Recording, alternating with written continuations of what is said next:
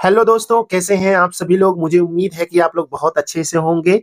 आप सभी का हमारे इस चैनल नवोदय बैच में तहे दिल से स्वागत है। तो आज से जो है हम नवोदय का विद्या ज्ञान सैनिक स्कूल और अटल आवासीय विद्यालय जैसे विद्यालयों में प्रवेश के लिए जो है यहाँ पर हम आज से वीडियो शुरू कर रहे हैं, जिसमें मैथ का आपका पहला जो चैप्टर है नंबर सिस्टम, जिसको हिंदी में कहते हैं संख्या पद्धति। इस पे हम जो है आज जो है डिस्कस करने वाले हैं इन सभी टॉपिक पर। ठीक है ना, जैसा कि आप यहाँ पर देख पा रहे हैं।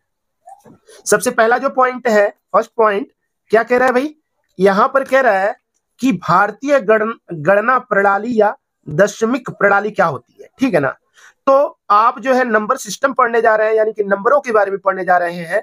तो दशमिक का मतलब 10 अंक होते हैं, 0 1 2 3 4 5 6 7 8 और 9। ठीक है ना, ये 10 अंक होते हैं। इन्हीं 10 अंकों के बारे में आप जब जानेंगे, अर्थात भारतीय गणना प्रणाली या दशमिक प्रणाली यही कहलाएगा। ठीक है ना, इसी 10 नंबर को हम लोग पढ़ते हैं। ठीक है ना, क्योंकि मैथ जो भी बना है इन्हीं नंबरों की वजह से बना है। इसी के बेस पे आपके विभिन्न प्रकार के सवाल पूछे जाते हैं। ठीक है ना, तो सबसे पहला जो पॉइंट है यहाँ पर आप देखेंगे यहाँ पर कि स्थानीय मान क्या होता है, जातीय मान क्या होता है।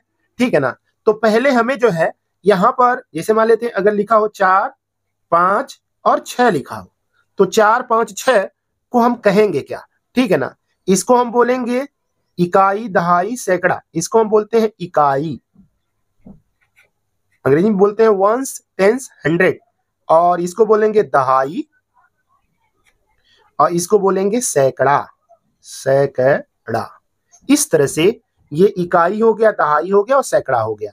सैकड़ा मतलब 100 यानी कि 400, और ये दहाई है यानी कि 5 दहाई 6 कई 50 6 56, यानी कि कितना लिखा हुआ है 456। 456। ठीक है ना, 50 6 56। ठीक है ना, 456 है। इसी को अंग्रेजी में हम कहेंगे 456, 456। ठीक है ना, तो अब जो है हमें जो है इसके बारे में जानना पड़ेगा कि ये क्या है, ये क्या है, ये क्या है। ठीक है ना, तो उसी को हम बोलते हैं स्थानीय मान। ठीक है ना, अब ये 4 कौन से स्थान पे है, इकाई, दहाई, सैकड़ा, यानी कि ये है किस स्थान पर, 400 यानी कि 400, 100 के स्थान पे है। ठीक है ना, ये किस कौन से स्थान पे है, 5 यानी कि 5 शून्य, ये इस स्थान पे है। और ये किस पे है, इकाई यानी कि 6 पे है। तो इस तरह से 456। ठीक है ना,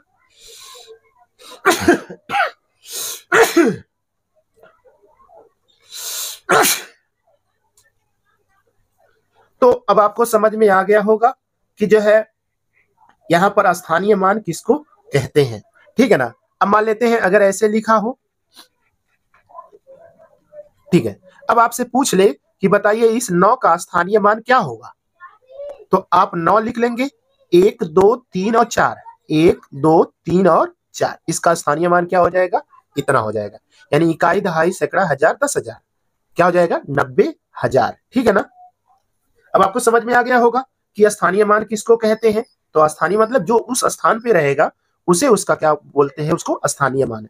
यहाँ पर कंफ्यूजन बहुत सारे बच्चों का होता है जातीय मान यानी कि फेस वैल्यू और प्लेस वैल्यू में। फेस वैल्यू का मतलब फेस, जैसे मान लेते हैं अगर हम कहें 5 6 9 6 5 6 9 6 8 7 5 में 9 का जातीय मान क्या होगा, तो 9 का जातीय मान 9 होगा। ठीक है ना, तो मतलब ये जो नंबर है ना उसी नंबर को ही जस्ट बताना होता है। ठीक है ना, कितना भी बड़ा नंबर रहे उसका जातीय मान, जैसे मान लेते हैं अगर हम कहते 3 4 3 2 3 6 5, इसका जातीय मान क्या होगा, 4 का 4 ही होगा, 3 का 3 ही होगा, 3 का 3, 2 का 2, 3 का 3, 6 का 6, 5 का 5। तो यही इसका क्या कहलाता है, जातीय मान कहलाता है। ठीक है ना, फिर उसके बाद आपका इससे भी आपका प्रश्न बन सकता है पूर्ववर्ती यानी प्रीफिक्स। प्रीफिक्स और सफिक्स, ये दोनों चीजों को आपको समझना जरूरी है। जैसे आप गिनती पढ़ते हैं ना 1 2 3 4 5 6 7 8, तो ये क्या होता है, कंटिन्यूअस नंबर होता है, लगातार संख्याएं होती हैं। तो जो लगातार संख्याएं होती हैं उन्हीं नंबर में, जैसे मान लेते हैं अगर हम कहते हैं 54 यानी कि 54, तो 54 का प्रीफिक्स क्या होगा? प्रीफिक्स मतलब इस 54 से पहले क्या पड़ा होगा? 53। तो 53 इसका क्या कहलाएगा? प्रीफिक्स कहलाएगा, यानी पूर्ववर्ती संख्या। पूर्ववर्ती संख्या मतलब जो संख्या है उससे पहले वाला अंक क्या था उसको पूर्ववर्ती बोलते हैं, इसके बाद वाले अंक को क्या बोलते हैं?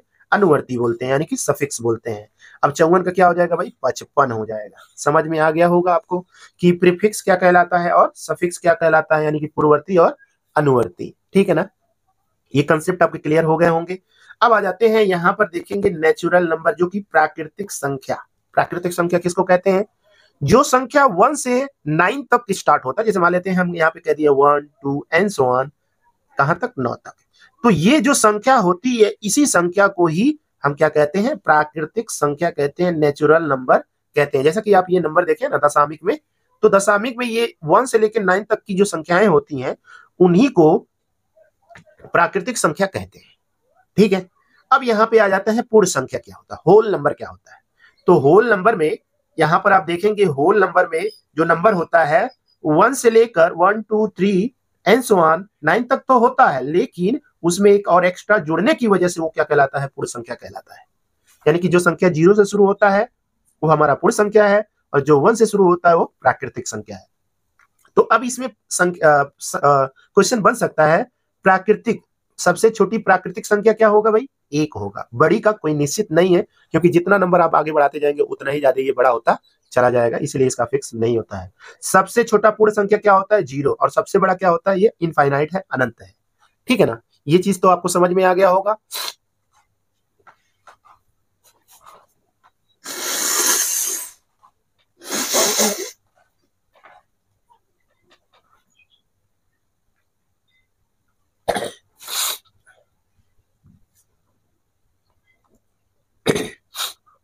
अगला है भाज्य संख्या।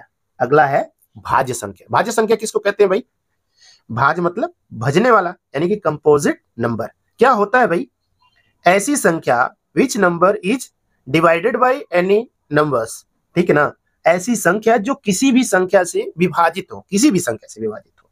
जैसे मान लेते हैं अगर हम कह दे 15, ठीक है ना, हम कह दे 16, हम कह दे 18, तो ये सब के सब नंबर क्या कहलाएंगे? भाज्य संख्या कहलाएंगे। ठीक है ना, तो भाज्य का मतलब जो किसी भी नंबर से कट जाए। जैसे मान लेते हैं अगर 15 को काटना हो तो 3 से भी कट सकता है या 5 से भी कट सकता है। 16 को अगर हम विभाजित करना चाहें तो 16 को हम 4 से भी विभाजित कर सकते हैं, 8 से भी काट सकते हैं और 16 से भी काट सकते हैं। ठीक है ना, तो जो संख्या जो है अपने आप से, हर एक नंबर अपने आप से कटता है और 1 से कटता है, 1 से और अपने सेल्फ से कटता है, तो वो संख्या जो है क्या कहलाता है? अभाज्य संख्या कहलाता है। जो संख्या सिर्फ और सिर्फ अपने आप से कटे और 1 से कटे उसे हम क्या कहते हैं? अभाज्य संख्या कहते हैं। और इसी में एक चीज और बढ़ा दें, जो संख्या 1 से अपने आप से या किसी और से भी कट सके उसे हम क्या बोलते हैं? भाज्य कहते हैं। तो 15 किससे कटेगा? 15 5 से भी कट सकता है, 15 1 से भी कट सकता है और 15 15 से भी कट सकता है। तो 3 सिचुएशन इसमें लागू होते हैं, और जो जिसमें 3 सिचुएशन लागू होते हैं वो भाज्य कहलाता है। जिसमें 2 सिचुएशन यानी कि वो सिर्फ और सिर्फ 1 से कटे या अपने आप से कटे। ठीक है ना, तो वही संख्या हमारा क्या कहलाता है? अभाज्य संख्या कहलाता है। ठीक है ना, अभाज्य में क्या होता है भाई? अभाज्य संख्या कहां से शुरू होता है? तो अभाज्य संख्या हमेशा कहां से शुरू होता है? 2 से। 2 3 5 7 11 13। ठीक है ना, तो ये जितनी भी नंबर हैं ये नंबर किसी और नंबर से डिवाइड नहीं हो सकते, विभाजित नहीं हो सकते। और भाज्य की बात अगर हम कर लेते हैं तो भाज्य में क्या हो जाएगा? 2 3 4 4 हो जाएगा, 5 6 हो जाएगा, 7 8 9 हो जाएगा, 10 हो जाएगा, 11 हो जाए 12 हो जाएगा, एंड सो ऑन, ऐसे करके। ठीक है ना, तो ये हमारा क्या कहलाएगा? ये हमारा भाज्य कहलाएगा और ये हमारा क्या कहलाएगा? अभाज्य कहलाएगा। ठीक है ना, अब यहाँ पे है सह अभाज्य संख्या किसको कहते हैं? को प्राइम नंबर। ठीक है ना, को प्राइम नंबर कौन सा नंबर होता है भाई? जैसे मान लेते हैं सह अभाज्य संख्या, यानी कि 2 नंबरों का एक आपको देगा। जैसे मान लेते हैं अगर हम कह दें 3 और 4 कह दें, ठीक है ना, और अगर हम ऐसे कहते हैं 7 और 8 कह दें, 5 और 3 कह दें, ठीक है ना, तो ये सब के सब नंबर क्या कहलाएंगे? सह अभाज्य संख्या कहलाएंगे। क्यों कहलाएंगे भाई? तो सह अभाज्य का डेफिनेशन ये है कि दो संख्याओं का एचसीएफ यानी कि में से जो है एक अगर हो, क्या हो? एक हो, तो वह दोनों संख्या एक दूसरे का क्या कहलाता है, सहअभाज्य संख्या कहलाता है। ठीक है ना। सहअभाज्य संख्या मतलब जैसे मान लेते हैं, अगर हम एक संख्या हम एग्जांपल ले लेते हैं, जैसे मान लेते हैं अगर हम कह दें 8 और हम 12 कर लें, ठीक है ना, 8 और 12, ठीक है ना। तो 8 को हम गुणनखंड करें 2 गुणे 2 गुणे 2, ठीक है ना। उसी तरह से 12 को कर ले 2 गुणे 3। तो इन दोनों में देखेंगे कॉमन क्या मिला है, इन दोनों में कॉमन ये 2 2 4, यानी कि दोनों का एचसीएफ क्या हो गया, 4 हो गया। 4 से ये भी कट सकता है, 4 से ये भी कट सकता है, यानी कि ये 8 और 4 जो है सहअभाज्य नहीं होगा। क्यों नहीं होगा, क्योंकि इन दोनों के बीच में कॉमन क्या होना चाहिए, सिर्फ और सिर्फ 1 होना चाहिए।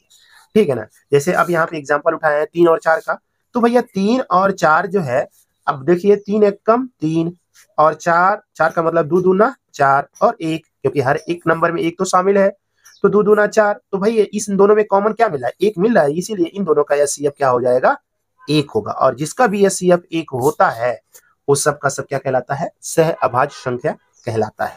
ठीक है ना। यहां पर आप देखेंगे आपका प्रश्न पूछा है सम संख्या किसको बोलते हैं, इवन नंबर। तो इवन नंबर जो संख्या 2 4 6 8 10, ठीक है ना, ये नंबर लिख दिए। जो संख्या 2 से विभाजित तो हो जाए, जो संख्या 2 से विभाजित हो जाए उसे सम संख्या कहते हैं। और यही सेम डेफिनेशन इसके लिए भी लागू होता है। जो संख्या 2 से न कटे उसे हम क्या कहते हैं, विषम संख्या कहते हैं। ठीक है ना। जैसे मान लेते हैं 5 2 से कटेगा क्या, नहीं कटेगा, क्योंकि एक से बच जाएगा। ठीक है ना। इसी तरह से हम कह दें 19 कटेगा क्या, नहीं कटेगा। हम 13 कह दें, नहीं कटेगा। ठीक है ना। तो हमारा कहने का मतलब है विषम संख्या उसको कहते हैं जो सिर्फ और सिर्फ जो है मतलब वो 2 से ना कटे, बाकी जो है किसी से भी कटे उससे नहीं मतलब है, सिर्फ 2 से नहीं कटना चाहिए। जो संख्या 2 से कट गया वो हमारा सम संख्या हो जाएगा, और जो 2 से नहीं कटा वो हमारा विषम संख्या हो गया। तो ये जो है आपका नंबर सिस्टम का बेसिक कॉन्सेप्ट था, और इसे हर किसी को जानना जरूरी है, और इससे संबंधित आपके जो है प्रश्न पूछे जाते हैं। ठीक है ना। तो हम जो है अगले वीडियो में लेकर आएंगे नंबर सिस्टम का एडवांस लेवल, जो कि आपके एग्जाम में प्रश्न कैसे पूछा जाता है उस पर हम डिस्कस करेंगे। ठीक है ना। तो आज के लिए बस इतना ही। Thank you so much, bye bye.